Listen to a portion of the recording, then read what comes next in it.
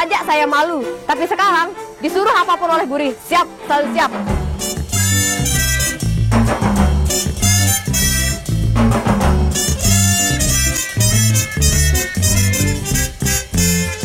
Sering kita dibimbing, sering diajak pergi untuk diklat dan lain sebagainya, sehingga adalah tambahan pengalaman. Jadi anak kita yang kawin kurang gitu ya, kemudian yang berhenti juga kurang. Kangen sekali sama kakak, apalagi anak-anak terlantar kita, misalnya anak-anak yang kurang mampu.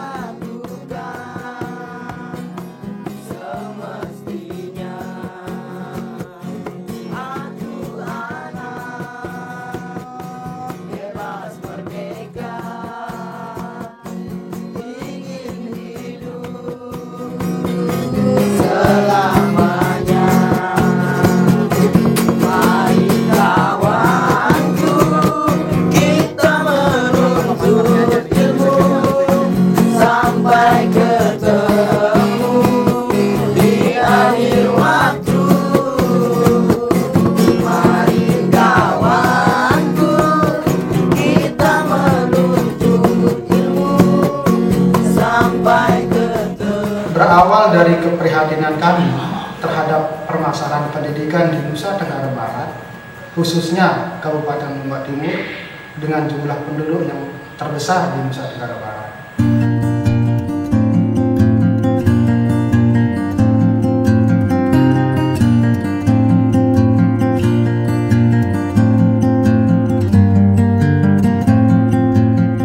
Kami memulai dengan melakukan survei di beberapa wilayah kecamatan yang tingkat dropout-nya itu tinggi.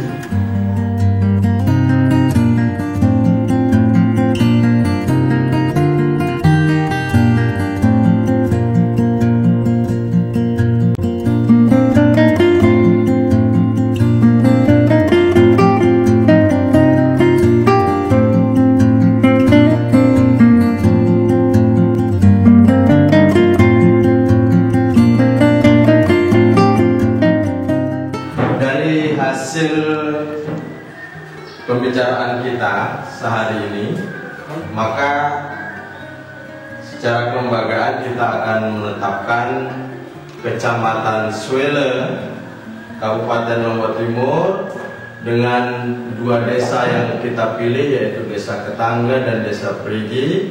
Ini akan kita jadikan sebagai wilayah sasaran untuk program kita ke depan.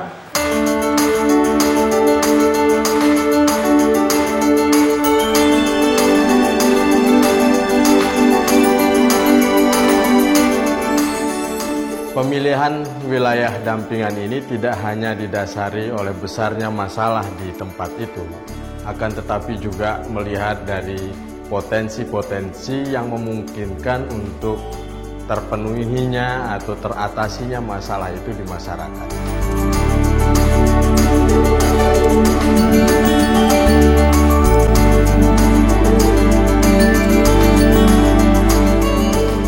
Di sini termasuk masyarakatnya itu masyarakat yang terdiri pada masyarakat miskin. Jadi mereka sangat butuh sekali dengan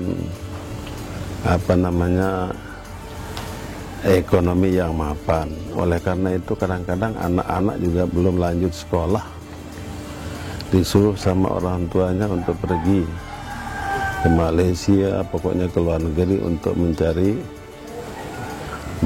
rezeki lah begitu, sehingga terlantarlah pendidikan mereka. Mereka tidak berpikir bahwa pendidikan itu sangat penting. Hanya yang terpikir dalam benak mereka itu hanya ekonomi yang mau dirubah begitu.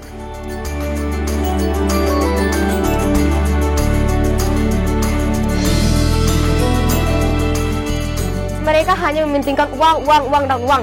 Sehingga mereka mengirim anaknya yang laki-laki ke Malaysia dan yang perempuan ke Saudi.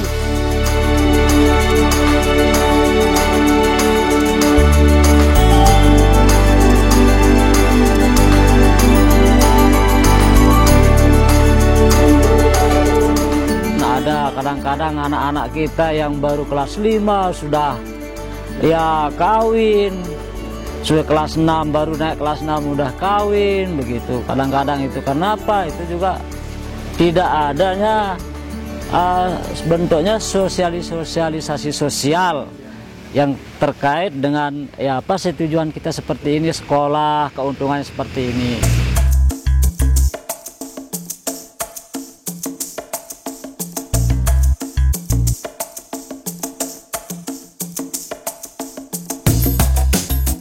Di sini sudah merupakan tradisi pernikahan dini, dan lebih-lebih kalau yang dulu adat yang biasa berlaku di sini menikahkan antar keluarga, misalnya misan. Jadi takut atau khawatir diambil sama orang keluarga lain, jadi mereka menikahkan putra-putri mereka pada usia dini. Itu kekhawatiran mereka kalau diambil oleh keluarga lain, apalagi keluarga yang jauh begitu. Itu yang terjadi di sini.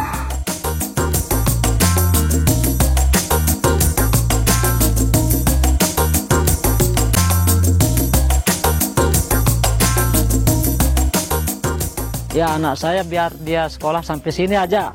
Kalau dia perempuan sudah tidak ada artinya. Kadang-kadang orang-orang tua kita prinsipnya seperti itu ya. Sudah banyak camat, sudah banyak bupati dan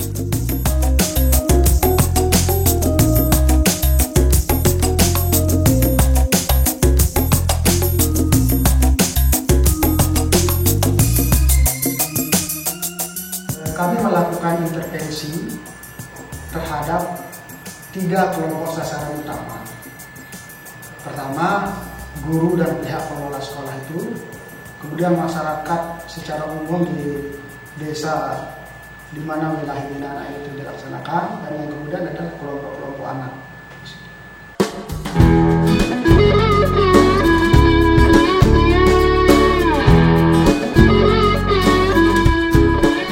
Gagas ini mulai masuk di Perigi itu sekitar tahun 2007-2008. Memang sebelum ada Gagas, kegiatan-kegiatan sosial seperti ini, banyak hal-hal yang kayaknya tidak layak atau tidak sesuai, terutama di level pendidikan. Gitu.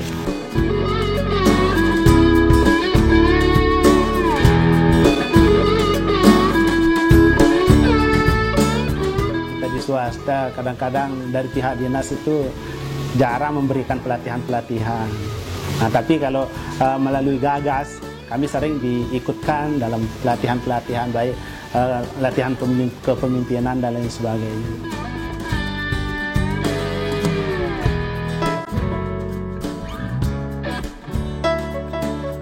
Tugas kami yang paling pokok adalah melakukan pengorganisasian, baik kepada anak, guru, dan kelompok-kelompok potensial yang ada di masyarakat.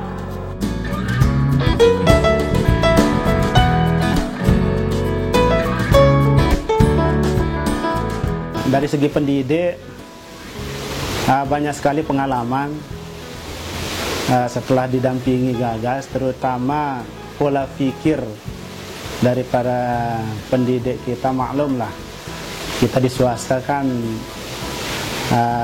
latar belakang pendidikan kadang-kadang tidak sesuai dengan jurusan, sehingga dalam hal memberikan pelajaran tentu tidak terarah. Setelah Gagas masuk, jadi sering kita dibimbing, sering diajak pergi untuk diklat dan lain sebagainya, sehingga adalah tambahan pengalaman Bapak Ibu guru kami di sini.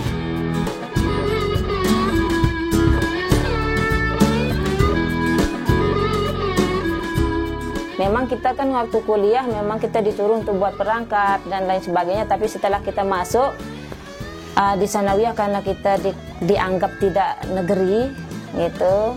Nah, jadi guru-guru kita mengabaikan perangkat itu. Nah, setelah masuk dia gagas lagi, guru-guru kita semakin bersemangat. Kenapa? Karena terus didampingi gitu, dikasih pelatihan-pelatihan. Makanya guru kita alhamdulillah sekarang sudah bisa membuat ya perangkat-perangkat itu tetap dilakukan seperti itu, Pak.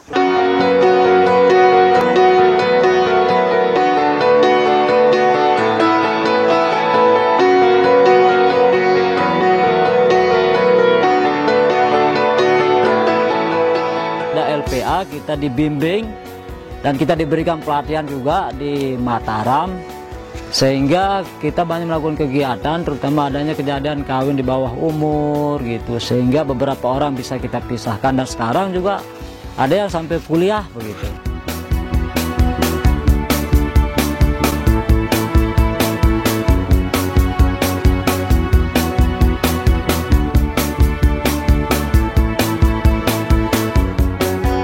Banyak yang kami rasakan, apa yang kami dapatkan dari sanggar itu terlalu banyak. Seperti kami mempunyai pengalaman, dulunya kami kuper, kurang pergaulan, sekarang kami memiliki banyak pengalaman, seperti kami pergi jambore, pergi apa namanya, yang kemarin itu pelatihan kepemimpinan, macam-macam. Di sini pula kami bahkan yang dulu-dulunya 1 kali 1 minggu kami mengadakan pertemuan antara sanggar.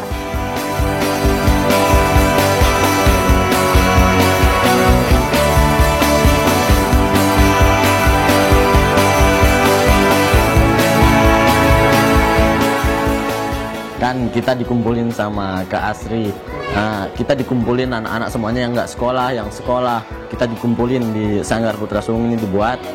Setelah itu dari sana saya lebih banyak berkegiatan di sanggar ini, berkreativitas di sini di sanggar.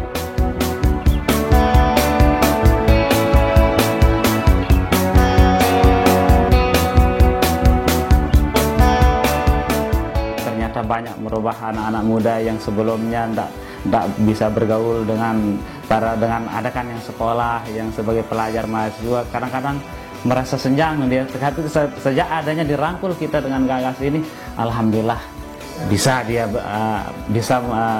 menjadi pemuda-pemuda yang punya mental itu, dan bisa membuat kelompok-kelompok itu seperti yang tadi itu.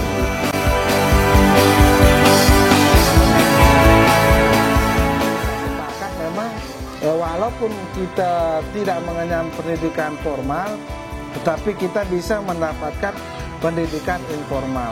Informal itu ya di luar sekolah seperti ini. Ya kayak temannya kan Ijang sudah sudah ikut pelatihan, adik-adik sanggar sudah juga sering diajak ikut pendidikan life skill. Life skill itu keterampilan. Entah itu outboundnya, entah itu permainannya, entah itu pengetahuan-pengetahuan yang diberikan oleh dalam hal ini Gagas.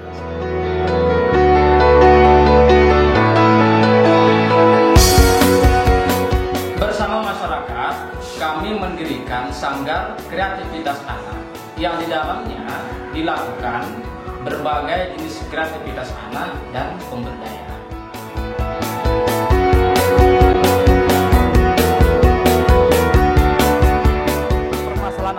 Adik-adik semua adalah permasalahan kita semua. Persoalan ini atau masalah ini tidak hanya muncul di tempat kita, ya, melainkan di tempat lain juga, di kelompok teman-teman kita yang lain juga banyak persoalan-persoalan yang muncul yang tidak jauh baik dengan kita. Terutama sekali persoalan pendidikan.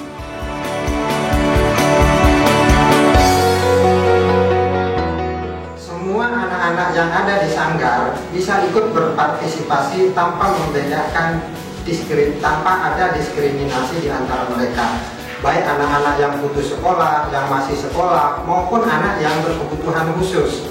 Di antaranya mereka terdiri dari berbagai macam bakat yang dia miliki. Ada yang pintar bermusik, bisa mereka bermusik, ada yang pintar bermain seni teater, mereka bisa latihan di situ, dan masih banyak aktivitas-aktivitas lain yang bisa mereka laksanakan tanpa membedakan antara jenis kelamin, tingkat pendidikan, ataupun yang lainnya.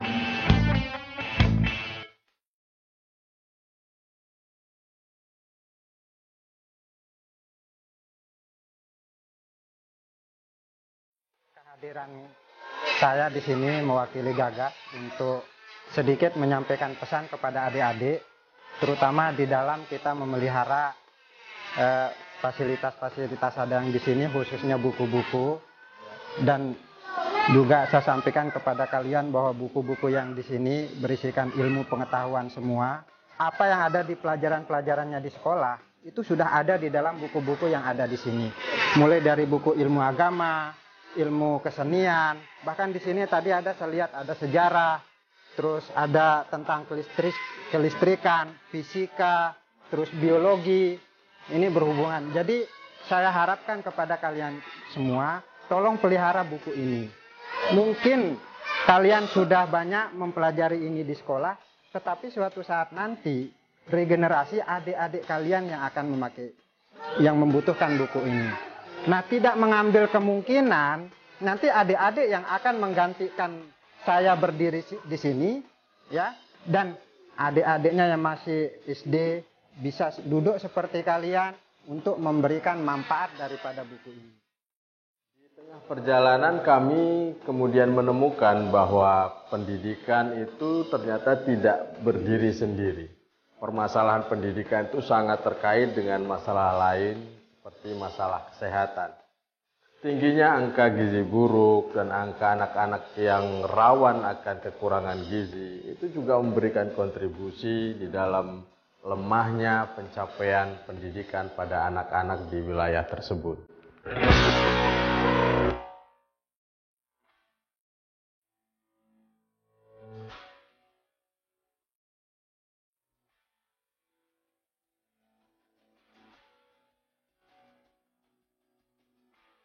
Gagas menyediakan tempat, dana untuk melatih kader, ya. Kami menyediakan tenaga, petugas untuk melatih kader itu, ya. Nah, dampaknya secara langsung pertama kepada kadernya, ya, kepada para kadernya.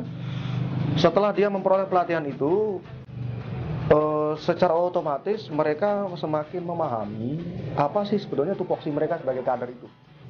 Itu yang paling penting, ya. Kemudian yang kedua, Gagas ini berhasil menumbuhkan antusiasme pada diri kader ini untuk melakukan tugas-tugas dia sebagai kader.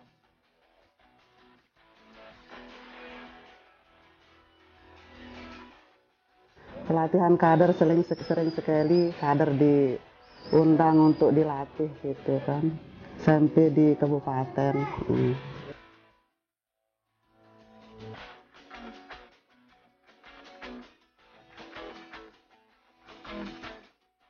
Pendampingan di Posyandu menjadi pintu masuk kami di bidang kesehatan, terutama untuk pemenuhan gizi bagi anak.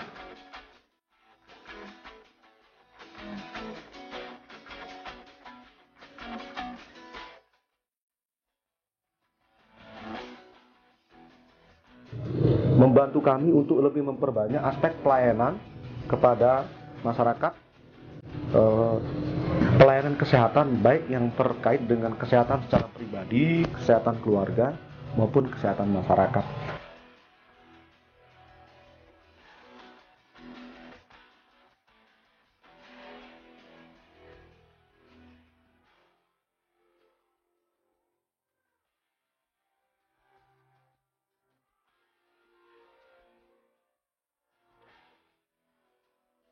Anak-anak yang kurang gizi juga dibantu, dan anak-anak yang cacat mental juga cacat fisik dibantu sama Gagas gitu.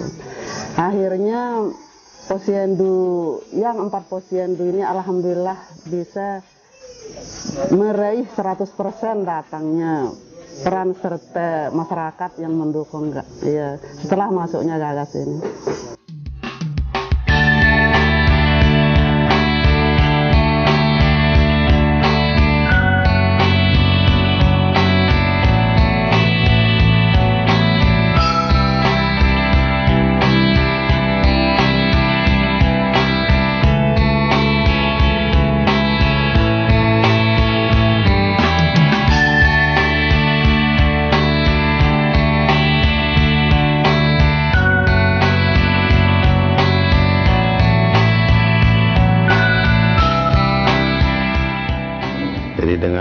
masuknya Gagas di sini, teman-teman yang lain juga banyak yang bersyukur dengan bimbingan yang diberikan oleh Gagas. Kemarin kita sudah dibimbing pembuatan perangkat pembelajaran. Nah, itu supaya kalau bisa kami mengharapkan supaya bisa dilanjutkan lah itu pendampingan perangkat kurikulum itu, karena itu sangat penting artinya dalam penilaian akreditasi dan lain sebagainya. Kalau bisa kami tetap didampingi oleh Gagas. Itu harapan kita gitu. Kenapa? Karena kita terus dikasih informasi, terus dibimbing gitu. Nah kalau bisa kita tetap saja sama Gagas gitu. Tetap eksis bersama kita untuk membangun Desa Perigi, dan memang sudah dirasakan manfaatnya oleh masyarakat Desa Perigi, dan tidak asing lagi yang namanya Gagas. Kalau disebut masalah ini masalah itu, tentunya sudah Gagas, sudah itu yang punya kegiatan gitu. Karena masyarakat sini senang, sebenarnya masyarakat sini senang dia ngumpul, diputerin film-film tentang anak, tentang alam lingkungan, senang sekali, mudah sebenarnya bagaimana kita bergaul dengan masyarakat di sini. Nah, terutama itu yang dilakukan sama Gagas, kaitannya dengan itu ada kegiatan, ada saja pokoknya kegiatan yang membuat masyarakat Perigi itu senang. Bisa, supaya kita tetap dibimbing begitu, diberikan paling tidak diberikan memfasilitasi kita dalam bentuk kegiatan-kegiatan apapun, sehingga keberlanjutan dari hal-hal ini tidak hanya sampai di sini gitu. Kita sangat mengharapkan uluran tangannya lagi gitu dari Gagas ini. Teman-teman Gagas ini nyambung lah di hati ya. Jadi kami itu tidak saja berkomunikasi dengan mulut, tapi juga berkomunikasi dengan hati. Seperti apa komunikasi dengan hati itu? Artinya kita nyaman lah ya. Kalau misalnya kami akan ditinggalkan sama Gagas, bagaimana nasib anak-anak bangsa kami di sini? Makanya kami sangat mengharapkan Gagas itu jangan sekali akan meninggalkan Desa Perigi sementara ini dulu. Karena ini juga kepala desa baru, terus ketua forum juga baru, ini baru dibentuk 1 bulan, dan kepala desa baru 1 tahun lah, kepala desa baru.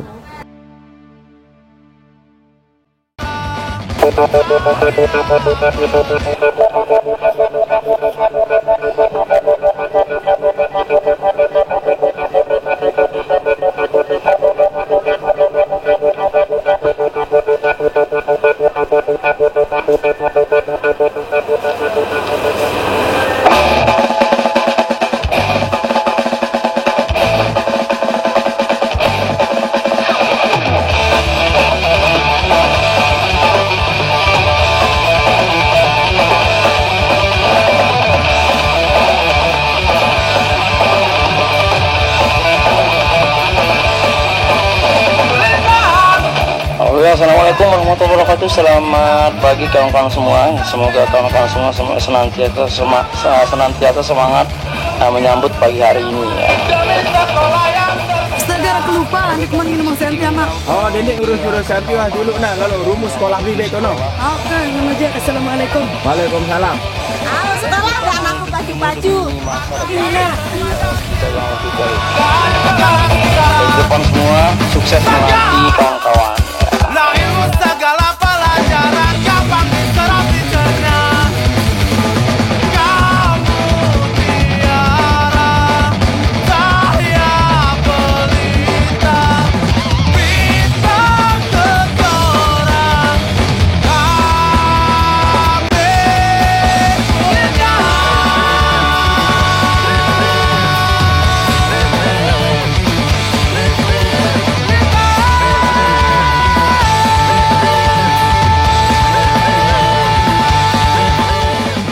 punya. Secara tidak langsung, mental kami yang dari 0 teruji sampai 100% sekarang ini. Kami lebih memiliki banyak mental daripada yang dulu-dulu.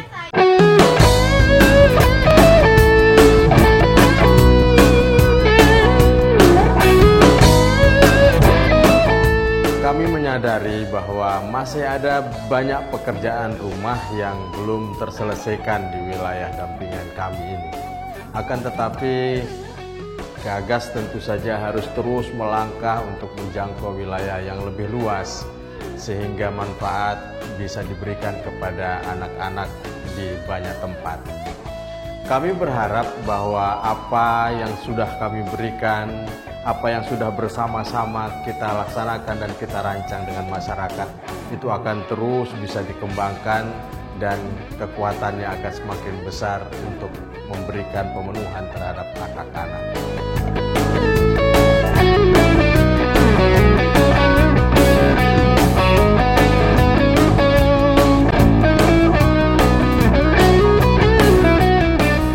Istilahnya seperti kami menitipkan satu api dari nyala korek api, yang tentu saja kemudian api itu tergantung kepada masyarakat setempat dan para pengambil kebijakan.